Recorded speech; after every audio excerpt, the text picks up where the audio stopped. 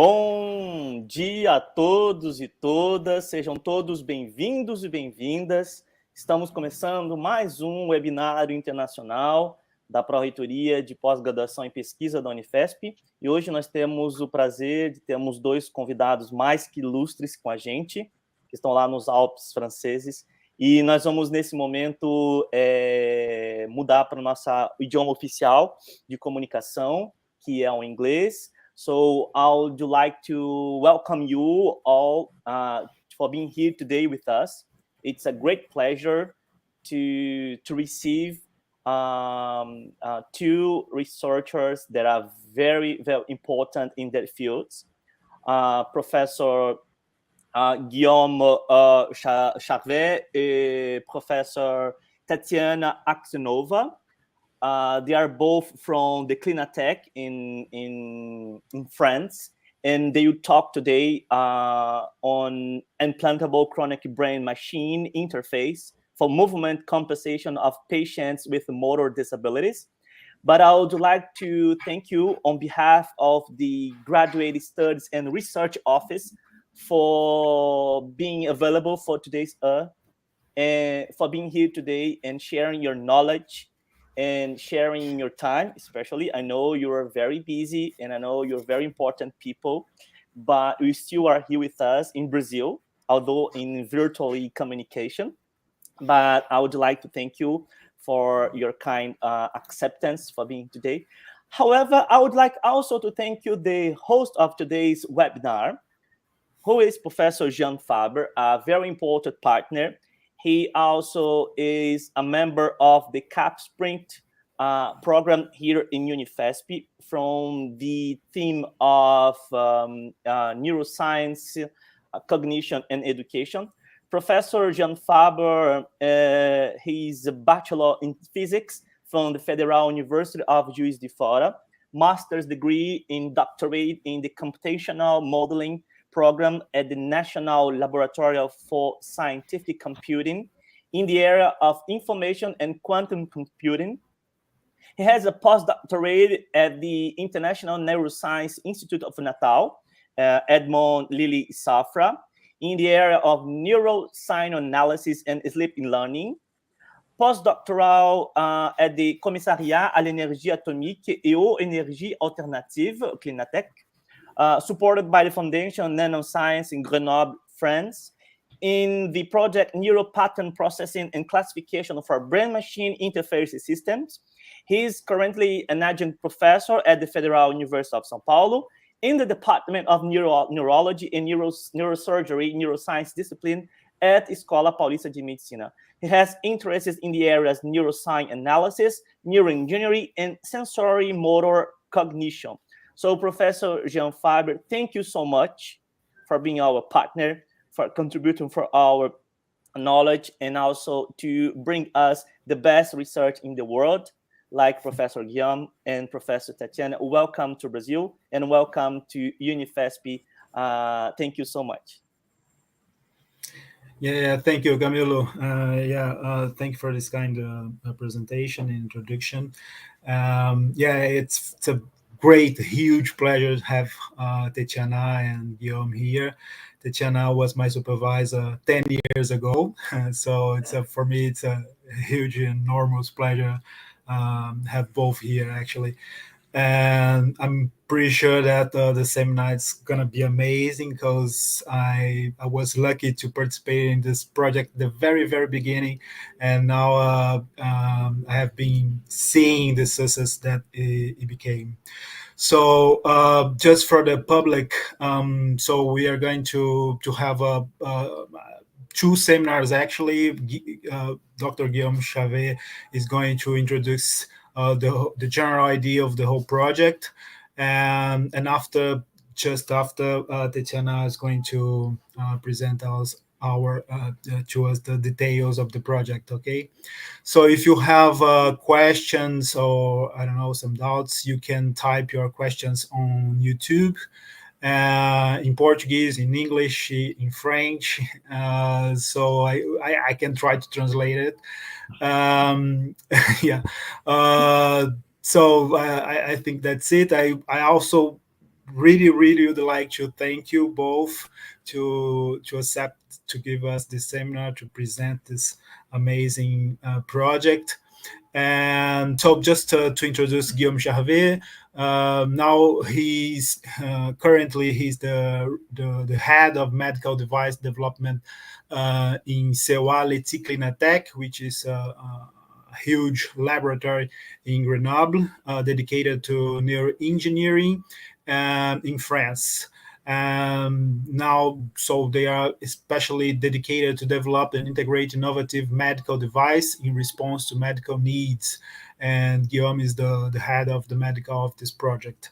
Tetiana is the director now, so the director research of this lab, and so she has the habilitation in modern instrumentation for health, cognition, and environment at Joseph Fourier University in Grenoble, France, as well. So thank you both guys. It's a huge pleasure again have you here. So the stage is yours. Okay, on commence comme vous voulez. Okay. So thank you, everyone. So we are happy with Tatiana to welcome here in France, at Clinatec, in order to present you our research activity in the field of brain-machine interface.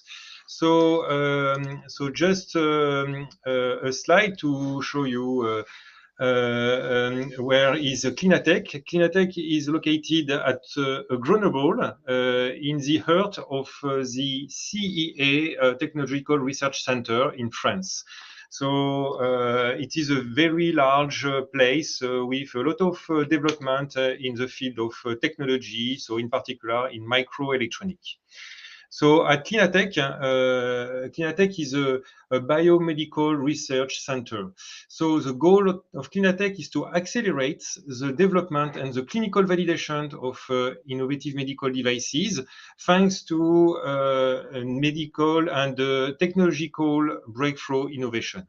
So we work on two main topics, in particular on the motor handicap and neurodegenerative disease. This Clinatec was founded by the professor Alim Louis Benabit. The position of Clinatec developed, in particular, work on the development of medical devices from the design to the first in-man clinical trial. In particular, we address the different steps concerning the development of medical devices, such as the early state concept, the design and development, but also the preclinical validation on rodent or, for example, on primates. And finally, we could perform in the same building also the pilot clinical trial. It's the reason that at Clinatec, here it is a picture of the building of Clinatec. At Clinatec, we have different labs, in particular a platform for technological development, in particular for the development of medical devices, but also dedicated facilities for preclinical evaluation and biological evaluation of these medical devices before to start a clinical trial, thanks to hospital units led by the Grenoble Hospital. And in this unit, we have a surgery room and imagery facilities such as MRI or magnetoencephalograph. So at Clinatec, we have three major research and development stems, such as in order to compensate the motor handicap, and the talk of today is focused on these activities. But also we work on the Parkinson disease, in particular for the development of a photobiomodulation system, and in particular we have a clinical trial ongoing with an intracranial near-infrared illumination implant to demonstrate the neuroprotection of the light of near-infrareds in the field of Parkinson's disease.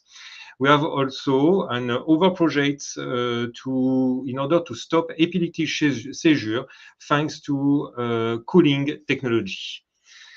So concerning our implantable chronic brain machine interface technology, this technology is organized in 3 parts. The first part concerns the dedicated implantable medical devices developed specifically for this application. It's the WIMAGINE implant that you could see here. This implant, thanks to this implant, we could record the wireless cortical signal on 64 channels. We are able to have and to obtain a very stable signal over time, and the epidural recording approach is compatible with chronic clinical use. The second part is a real-time brain signal decoder. Thanks to this decoder, the goal is to decode the movement intention from the brain activity recording thanks to this WIMAGINE implant. We are able to decode an high-dimensional to have an high-dimensional decoding thanks to control a multi-limb effector. And like Tatiana will present you in the next presentation, we could perform an adaptive model training in real time. And the last part is functional substitution devices, and we could interface and use our brain-machine interface technology to control different functional substitution devices, such as an exoskeleton or wheelchair or robotic arm or for example, a spinal cord stimulator. So concerning this WIMAGINE implant technology, we could perform now a focus on this part. This implant is composed of 64 electrodes, like you could see here. This, thanks to this electrode in platinum iridium, we could record the activity at the surface of the cortex. And more precisely, at the surface of a durameter. It is we have an epidural approach for the recording of the brain activity. The principle of the implantation is based on a craniotomy of 5 centimeters. Like you could see here, the goal is to remove a part of the bone and to replace the implant, because we design an implant with the same shape of the removed bone. And the goal is to place the electrode array at the surface of this the durameter. We are able to perform also the recording thanks to 2 implants per patient. It is possible to record simultaneously the cortical activity from the motor cortex right and left, like you could see here. Thanks to a dedicated electronic and antenna, we are able to transmit wirelessly the data, and from a computer for signal processing. And this implant has no battery, so the goal is to provide the energy thanks to an inductive link. Thanks to, in particular, with an external antenna placed with a dedicated helmet. The technology stack of this implant is represented here.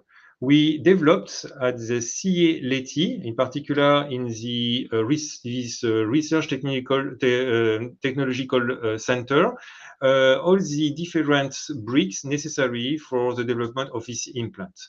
So we developed an integrated circuit specifically for this application and dedicated for bisignal amplification and digitalization. We developed the electronic and also the wireless communication and remote power supply antenna to transfer, in particular, the signal to a computer. A dedicated hermetic packaging with a 64 electrode array was also developed. So the last part of this huge work is the normative qualification according to the European Medical Directive. So we demonstrate that our devices is compliant to the European Directive, and in particular the Medical Device Regulation 2017-745. We address, in particular, the different risk in terms of mechanical and electrical risk, but also the biocompatible risk. The last part of the work is manufacturing of these implants, because we need to manufacture this implant according a dedicated process, in particular ISO 13485 process. We use for that a network of subcontractors. This is one slide, but it took approximately 4 years of work because it is a very long process to obtain all the authorization and all the validation. So in particular, in the same way, we perform the preclinical assessment of these WIMAGINE devices. The first evaluation was performed with ex vivo experiments on a non-human primates, and we perform an implantation of this of an electrode array in subdural and epidural, with an subdural and epidural electrode with an external WIMAGINE in a test bench. It's a means to validate the signal quality that we are able to record thanks to the WIMAGINE electronic. The second part of the WIMAGINE preclinical validation is the fully implantation validation on a chip. So in particular, we implanted one WIMAGINE implant in 2 chips for a follow-up period of 10 months. We demonstrate during these studies that we could obtain a stable signal, in particular stable signal-to-noise ratio over the 10 months of recording. And we also demonstrate that we have an effective bandwidth in a range of 230 Hz. We perform finally the post-mortem analysis in order to demonstrate that we have no significant inflammation or glial activation in the cortex. These 2 studies was published in this, and you could see the reference here. So just to conclude concerning this part, so the design of an implantable medical devices is a trade-off between the medical needs, but also the clinical operability and safety, and the technical performances, the regulatory compliance, and finally the manufacturing. And it is the way need to reach the goal of a clinical grade medical devices. And we work and we obtain, thanks to this different step, the authorization to start a clinical trial.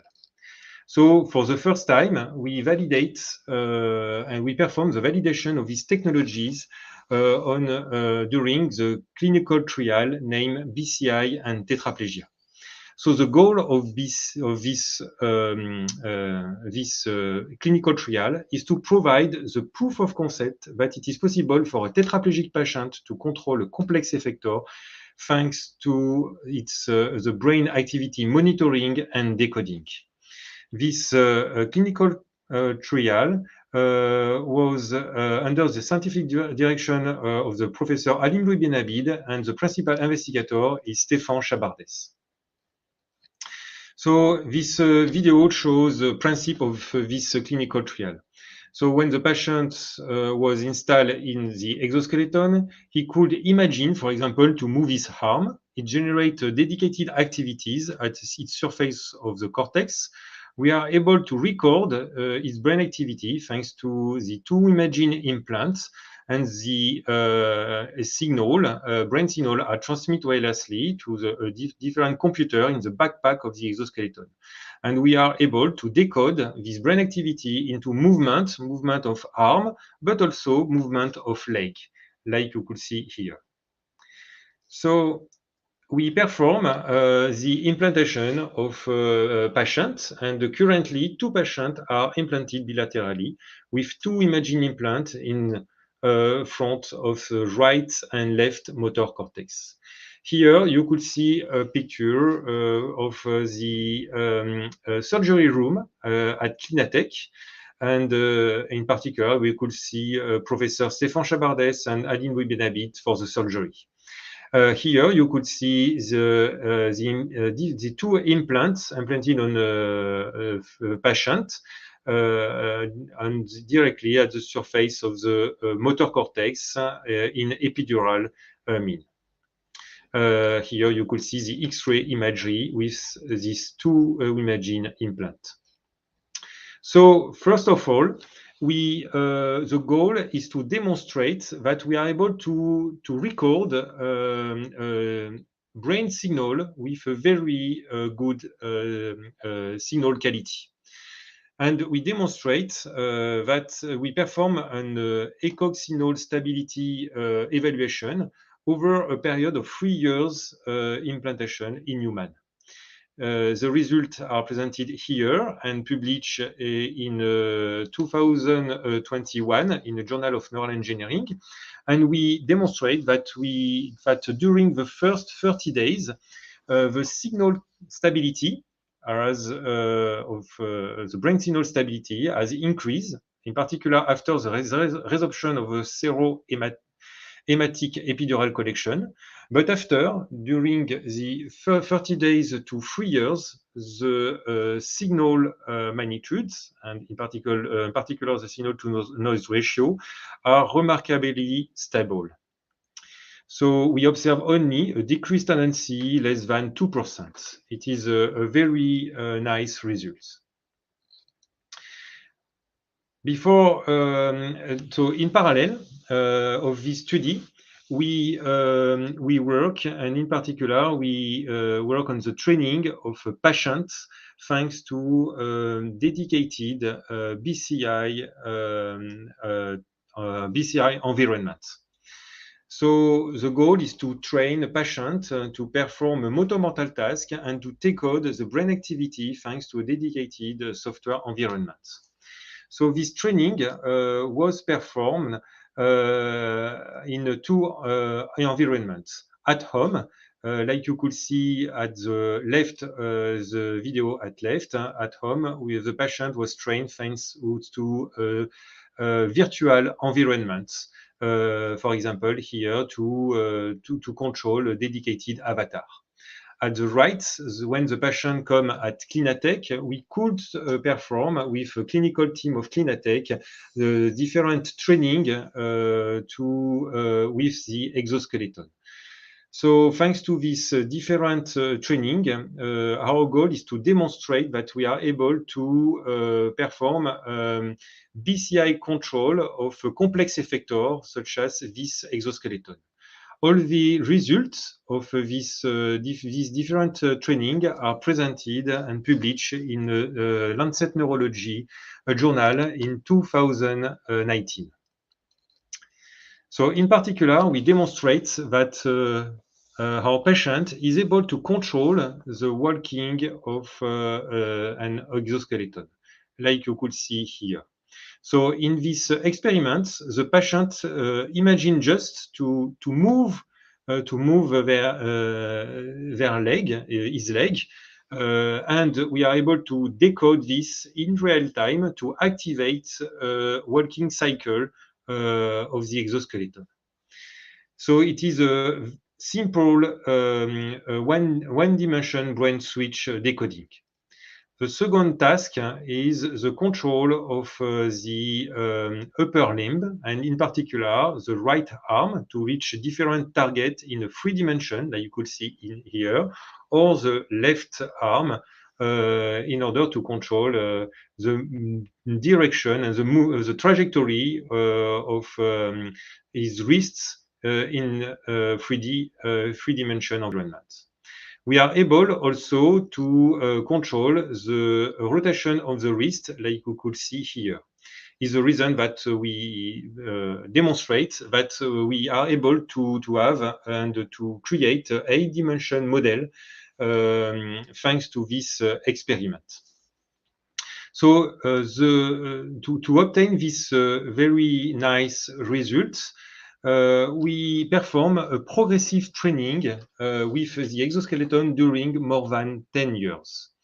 So in particular, the patient was trained to perform a virtual environment, in particular to think to move his leg or his arm, and the training was performed progressively. In particular, we train the patient to control one arm, but after 2 arms, and after we could add the rotation of the wrist.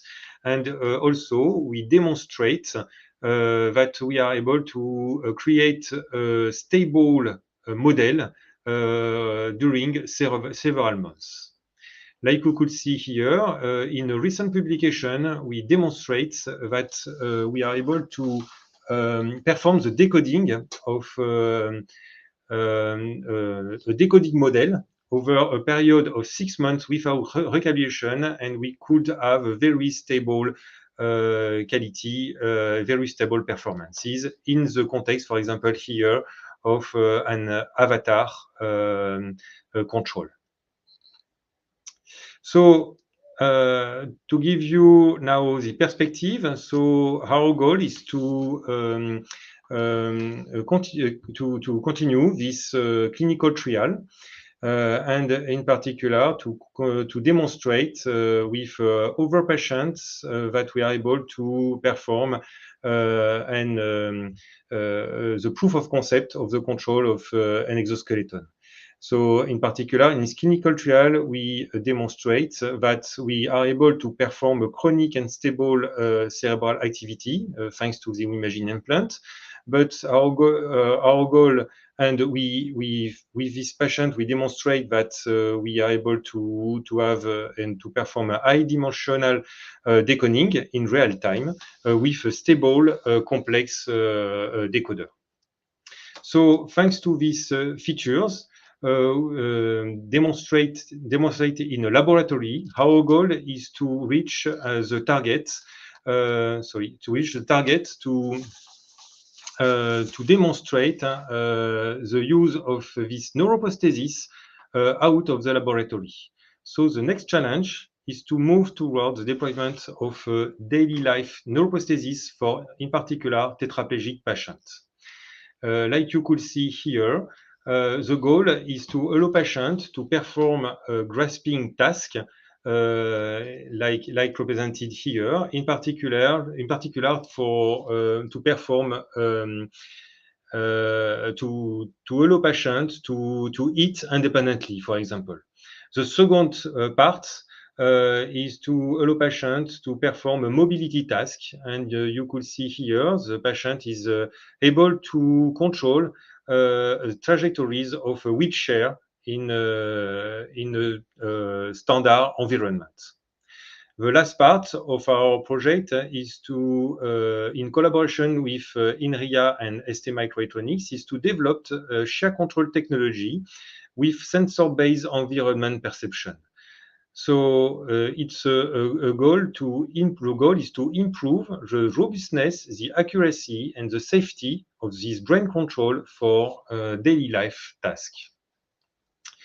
An other application of our project and our WIMAGINE-BCI system is the development of a brain-spine interface.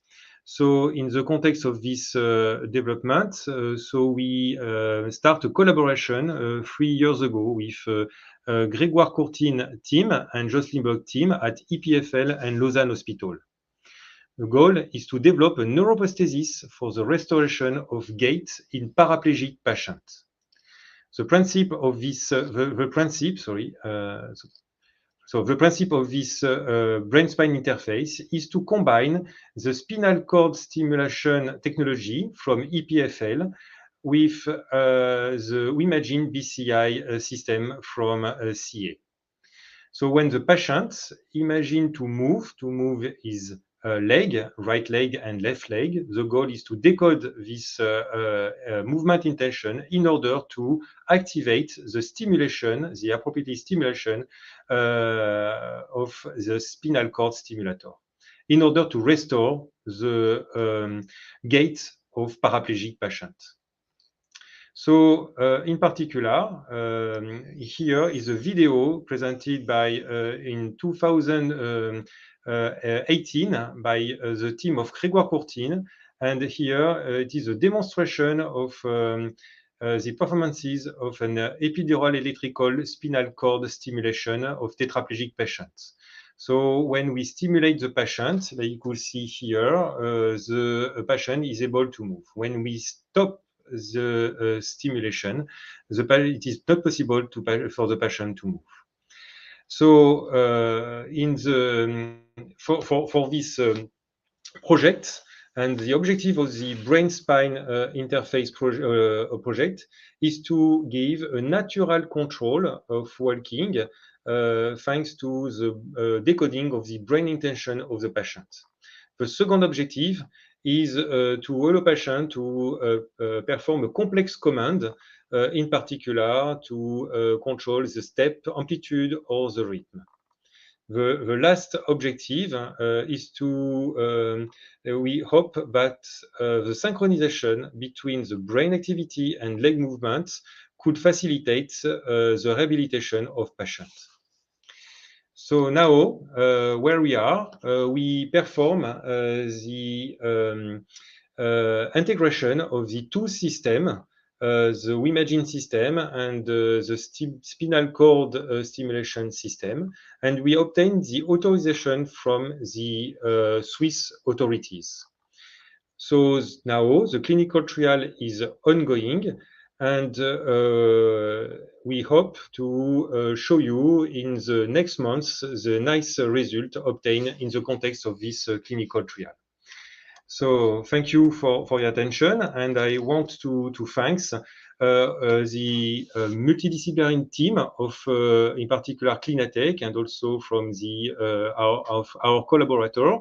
We have a multidisciplinary team to address the different challenges in the context of this very interesting project. So challenges in electronic, in medical packaging, biology, in mathematics, in software, in robotics, but also in clinic. So thank you for your attention. And I give now the talk for Tatiana, and Tatiana will explain you more detail about the decoding activity, brain decoding activity performed in the context of this project.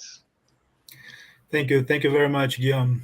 Well, yeah, it was an amazing presentation. And now I think we can skip directly to Tatiana, just to complete her introduction. So as I was saying, Tatiana, Dr. Tatiana is director of the Recherche du CEA. She has PhD in control theory at the Institute of Cybernetics of Academy of Science of Ukraine. She has also masters in mathematics, and currently she is the director of research and Clinatec and senior research at Clinatec as well. So from 2008 to 2011, she was also the chair of excellence at the TEMAT network of advanced studies founded by Foundation Nanoscience. And she has a list of titles and information here that I would expend more than 20 minutes. So I will I give her the word. Thank you very much, Tatiana. It's a huge pleasure to have you here. Yeah, thank you, Jean. So kind words. Okay. Yeah, vas-y. Okay. In my presentation, I like to present you a bit about BCI project design, how it was in history, how we designed this project. Actually, to design BCI project, any BCI project, you have to respond firstly to several questions, 5 questions. First question is, which is the target population of your research? In our study, our target population is severely motor impaired patients, and we like to address medical needs of patients with motor disabilities after stroke or due to neuromuscular disease or disorders. And finally, our it's okay. Population is a motor disabled subject after spinal cord injury. Second point is which kind of neural signal we like or we can decode. Actually, in brain-computer interface, there are 2 major branches. First one is externally paced BCI, which decode brain neural patterns evoked by visual, auditory, or somatosensory stimulus. That's it's system-dependent BCI, which is not very good point. And the second one is internally paced BCI, which decode the neuronal patterns voluntarily elicited by users, so-called motor imagery BCI. This potentially more efficient in sense of number of degree of freedom to decode, but I would say that is a more complicated approach. However, we prefer to use these motor imaginary and internally paced BCI. There are also 2 principal decoding strategy to apply. First one is direct decoding, which exploit neuronal activity devoted directly to the control of a specific limbs. And second one is so-called somatotopic remapping, which exploit also other motor imageries and cognitive tasks. And first one is applied majorly in microelectrode driven BCI, and second one is for population recording system. And it's complicated to say which is the best one. Actually, is the best to be more close to the direct decoding as much as possible. That's our choice was motor imagery BCI and decoding which is close to direct. And the second one is the most important point is measurement system. For measurement system, it exists 3 or 4, we may say, major approaches. First one is intracortical microelectrode recording, which is the most performant, but it's also most invasive and less safe, and also not stable, and meet the problem of biocompatibility. That's for chronic implantation, it's not ready, this technology, I would say. EEG, EEG recording is very safe, but resolution is really poor, and it's complicated to use if you need a large number of degree of freedoms. Actually, ECOG is a trade-off of resolution and safety, and the major question was considered in our team was it should be subdural ECOG or epidural. Epidural is more safe, but subdural have better resolution. To specify this point, we made some special study in animals and implementing two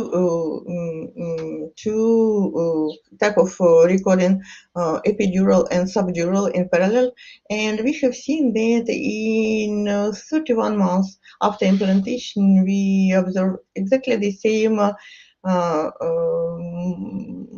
power spectrum from both types of recording system. That means that in some period is getting equivalent. And then also we have some special study about biocompatibility of subdural and epidural recording system. We implanted our scaled device subdurally and epidurally, and amazingly, after 6 months, after extraction of subdural matrices, we have seen that near firm tissue appears at the same thickness as native duramater. That's it have no any sense to increase the risk of implantation using epidural ECOG recording system, at least for long chronic use. That was our decision to use epidural bilateral chronic recording devices. These devices was developed at Clinatec and well presented by Guillaume in his presentation in detail. That's at least it was our solution from this preclinical study. And then next one is effector. Variety of effector is used in different BCI research, and we use a lot actually of various effector in our clinical trial, from computer screen and serious game, wheelchair, functional electrical stimulation, full body exoskeleton, and finally spinal cord stimulator, which also was presented by Guillaume. And then finally, the most challenging and exciting problem is decoding, at least for me. And for decoding,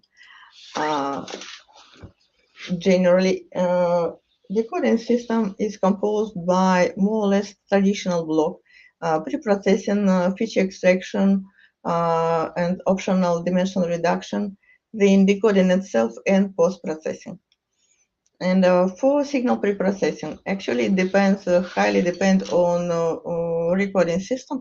And for our ECOG recording, which have very good signal to noise ratio, we apply only two pre-processing, which is embedded band pass filtering, embedded to implant, and then missing value replacement and artifact cleaning. Which is really rare appear.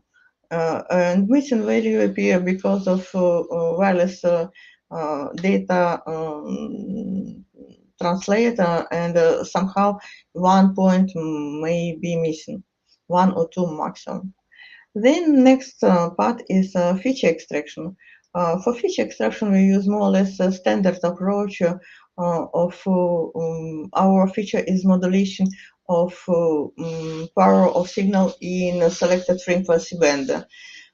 To extract this kind of feature, we use a continuous complex Levelet transform in 15 frequency band from 10 to 150 Hertz.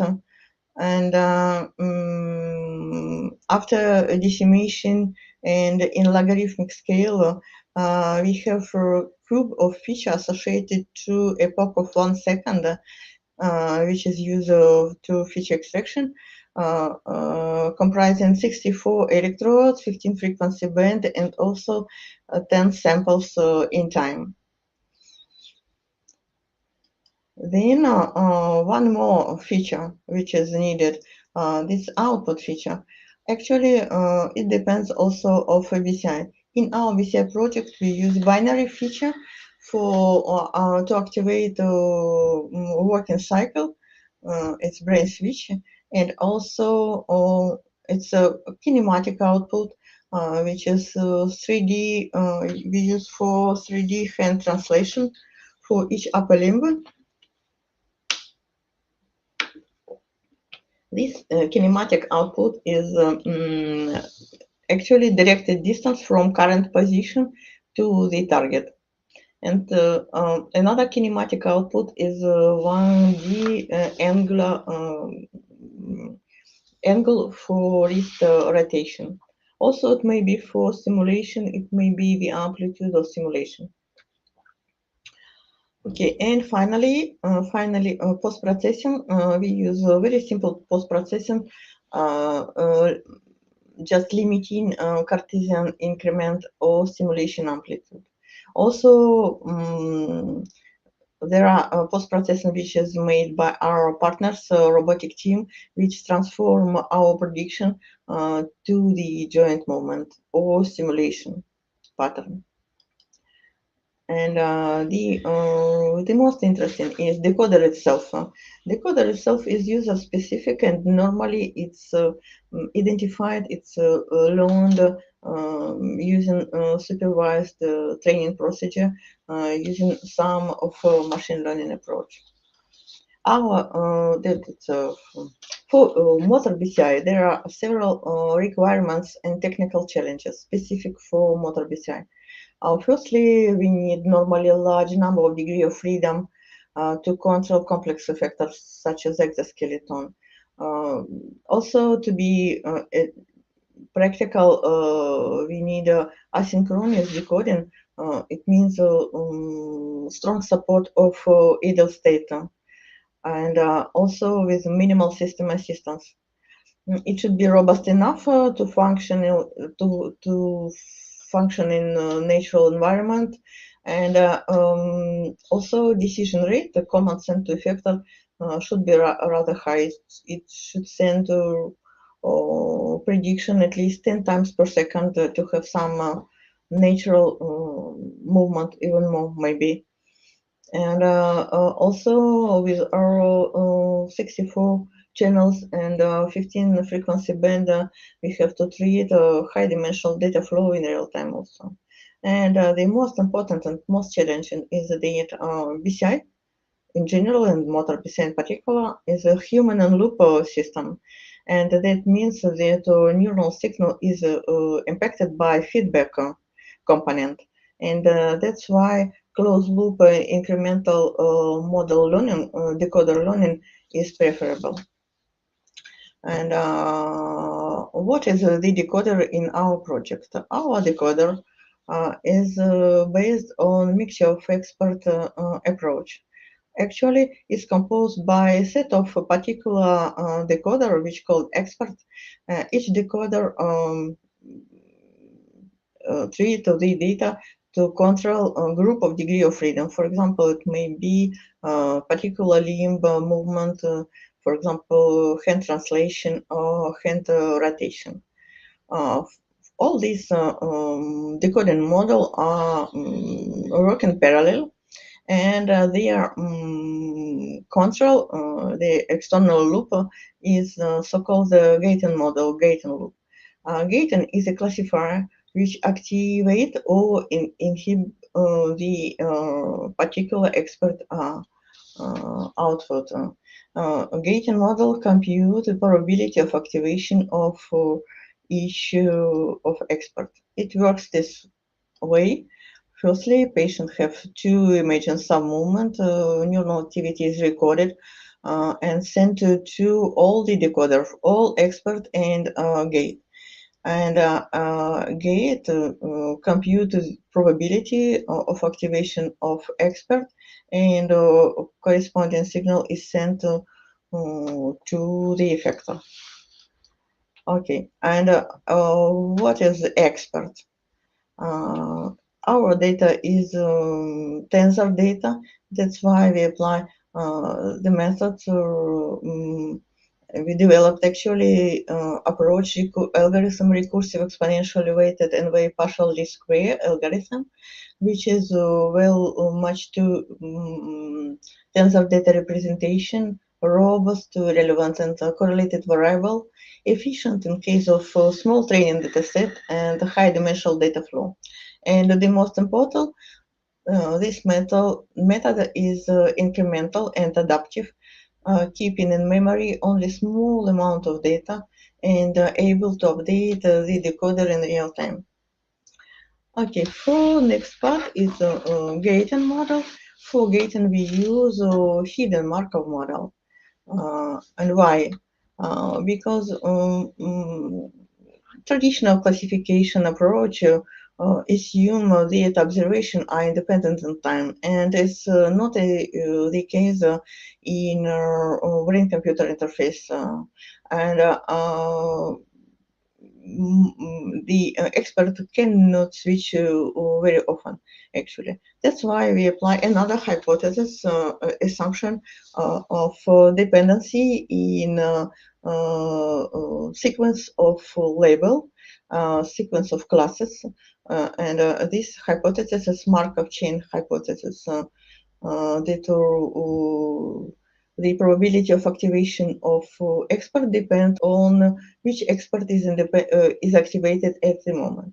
The gating model gives much more robust classification, and in addition to emission probability, which is a classical classifier probability, it's also model is completed by transition matrix probability and prior.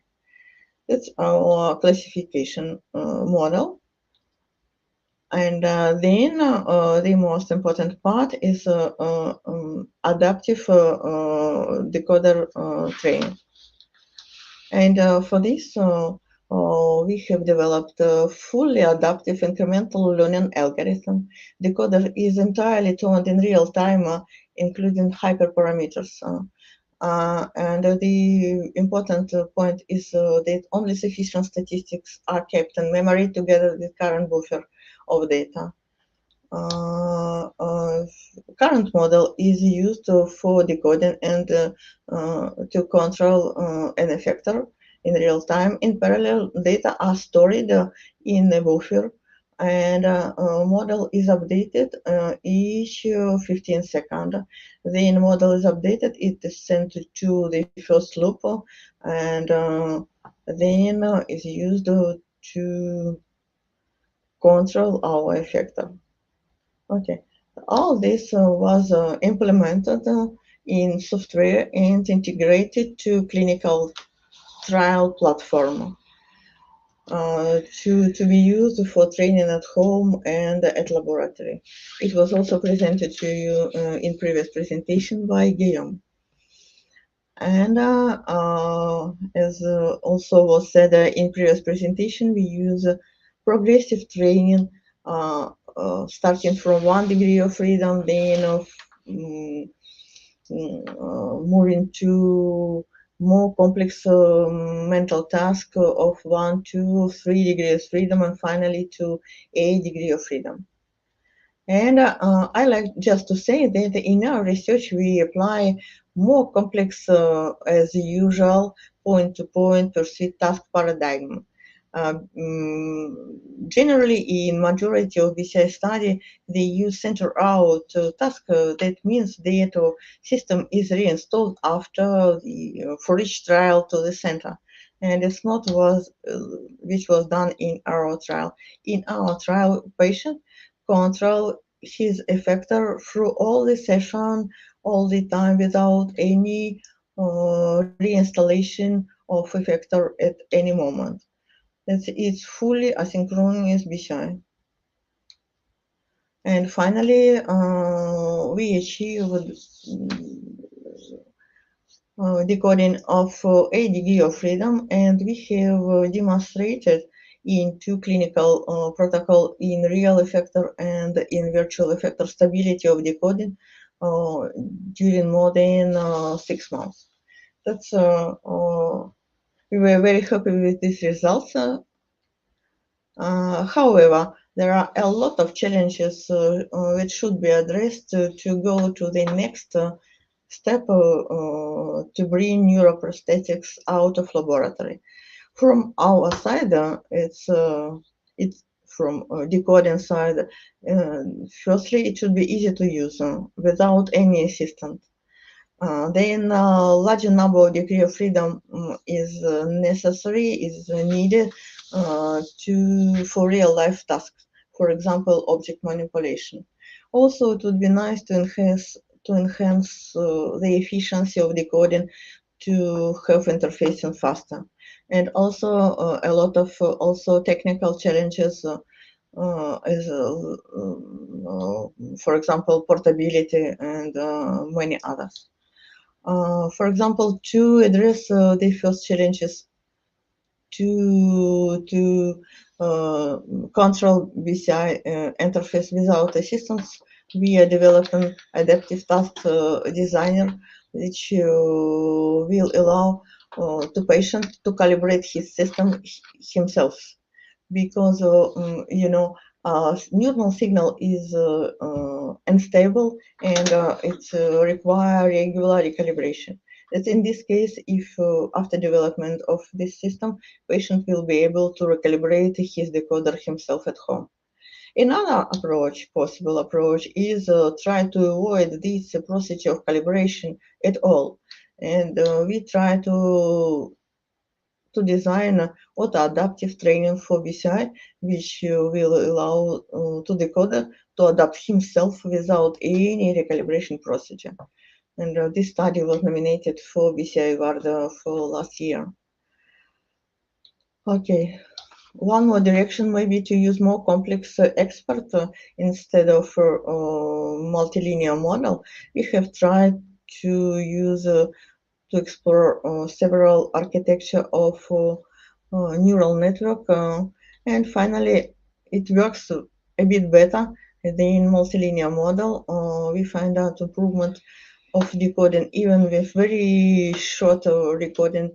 Only 6 session was used for training, and then about 40 session for testing during several months.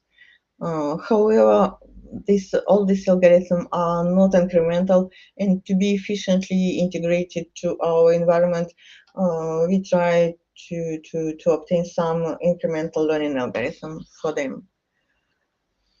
Okay, that's two for decoding, and our two goals for nearest future are grasping and mobility for tetraplegic patient and gait restoration for paraplegic.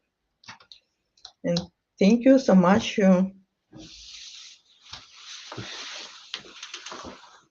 So we are open for question. Yeah, both of Yeah, you. thank you very much, you both. Tatiana was amazing, Guillaume as well. So yeah, we're opening for questions. If anyone don't have, I have already a lot of them. Let me start. Let me start then to motivate. From the beginning of this project. Yeah, yeah. So, Tatiana, how did you solve the problem of huge amount of data processing in real time? Because now you have several degrees of freedom, and as I could see, your classification or classifier is also kind of complex. So, how did you plan to uh, make it more portable? I mean, for daily life, it should be a small device, or I don't know.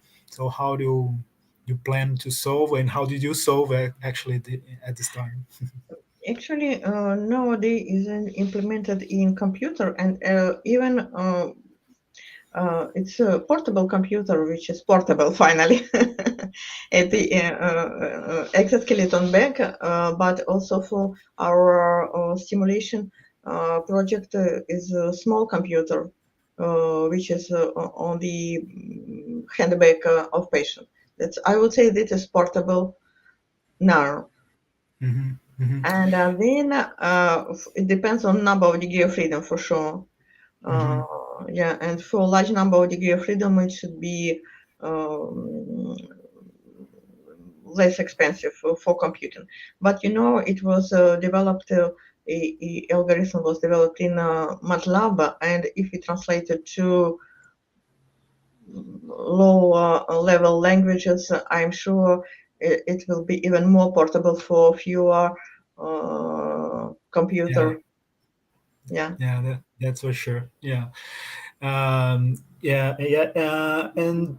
do you have you measured if there is a maximum of degree of freedom that you are able to classify with this new algorithms? Or It's no, it's a degree of freedom, but actually, whom I know, yeah, you see. Yeah, I imagine that maybe one of the challenges is to put the translation in real time at the physiological time, no, because you have to make it, very not too fast, but also not too slow, because I imagine that the subject has to have this control impression, no, association that he is controlling the exoskeleton. So for me, I was. Actually, we evaluate the latency of our decoding, and basically it was about 2 seconds. And then now we increase the efficiency and integrate some supplementary for methods to decrease latency. For example, instead of just hidden Markov model, we may propose hidden semi-Markov model. Yeah, even at least more, but not too much complicated. And in this case, it's decreased up to 1 second and half.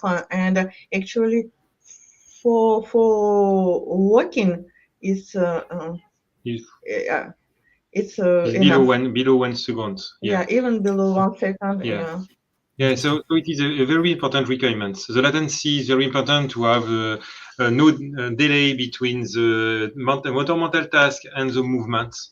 And we work on the different breaks of our BCI technology, such as the WIMAGINE implant and the wireless transmission. So here it is a very small latency, about 50 milliseconds.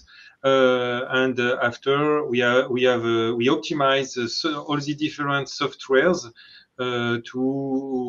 for decoding, and after there are another challenge is the delay for the different effectors. So it is not the same delay for a robotic arm and, for example, for a spinal cord stimulator. So for each paradigm of control, we need to optimize this latency. But for the moment, all the different tests that we perform with different patients, we don't have negative feedback from patients. From the patients, the delay is good, and they know they don't see a delay between the motor mental task and the movement. And for us, it is very important. Yeah, sure. Finally, natural delay is about 500 milliseconds. That's we have additional latency, but not so important. And that's true that we are struggling for this a lot. Yeah, I suppose. Yeah, I already know that you are planning to introduce some, I don't know, tactile feedback or some other feedback. Could you talk about it a little bit, please? Yes, actually, it was not developed so much for a moment, and we use only visual feedback for exoskeleton and for stimulation. It's stimulation itself, and we believe that other feedback system could be integrated and improving efficiency of decoding. I personally believe that it may improve a lot. Yeah, for sure. I suppose too. Yeah, especially for this real-time control, no, because we have to have this. Generally, we have already this real-time feedback, so physiologically, it's natural to introduce this one. It's important. It's our point among disabilities. Yeah, I have another curiosity. You exposed that you had less days of training for virtual tasks than for real tasks. Is that right? Because we always have some questions about how would be this translation from virtual environment to physical environment, if it would be just direct, or if they, I don't know, if they have to simulate something, or how it would be. Could you just before the answer of Tatiana, just to explain our strategy, So first of all, our goal is to train patients to perform motor mental tasks at home, thanks to virtual environments. So it's a means for patients to train to perform a mental strategy. And after, when the patient is, we could perform a good training with the patient, etc. We could observe good performances on a virtual environment. The patient could come at Clinatec to, in order to use the exoskeleton. And in the step of this step, we need to create a new decoding model.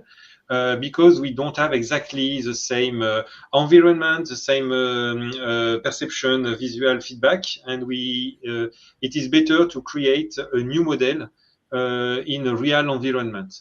But the development, the training with virtual environments is a very good way to train patients to perform his good strategies. And actually, the model, which we create two different models, for virtual and for real. But if we try to apply a model cross paradigm, it's not so bad actually. Model created in virtual environment, able to decode at some extent the movement of real environment, even not bad. But idle state is different actually. The idle state. And it's normal because in virtual environment it doesn't move, and in movement it creates supplementary activity, and I believe that it's modify idle state mostly. I don't know why. It's for, maybe you may understand better. And actually we try to this cross platform modeling, and it's not so bad except idle state. Yeah, it's just interesting. I don't know why. Yeah. It's nice to looking for it. So, but for each environment, do you have to make a different calibration? Yeah, we made different one actually, because you see, experiment is very expensive. I mean, the time of patients spent extremely expensive. That's why prefer to do something. I don't know, in the unsure or experiment at most. That's why it was done separately. Oh, nice. Yeah, we have made some experiments here with amputee people, and we saw using, well, actually was different type of tasks, but we saw how to say remodeling self-perception after using this type of neurofeedback and biofeedback. So do you have some, I don't know, at least some subject perspective that now after using this exoskeleton, now he improved in some way, or he changed the way he perceived his body? I don't know if you... I would say that So for the moment, we don't have specific collaboration and specific project in this field, but we are open to discuss with a clinical team or research team who have an expertise for example, in amputees patient, the problem also phantom limb. So it is a principal problem. So, and I know that it exists a team who work on rehabilitation thanks to external BCI and to reduce problem of phantom limb for amputees patient. So why not? So for the moment, it's that we address, and our goal was to perform the proof of concept of our technologies in the context of one clinical trial, and we hope to demonstrate the same proof of concept is a new clinical trial led at Lausanne. But after, we are open for collaboration in this field. Yeah, we are not so much of experience in the field of neuroscience. You see, we are too technical. Yeah. So yeah, I think our time has gone, unfortunately. Okay. But yeah, once again, thank you very much. It was amazing presentation, and I hope to see you very soon. There in France or here in Brazil. Okay, so yeah, keep in touch and see you. Thank you very much, very much. And thank you for the attention. It was my pleasure and our pleasure. Thank you.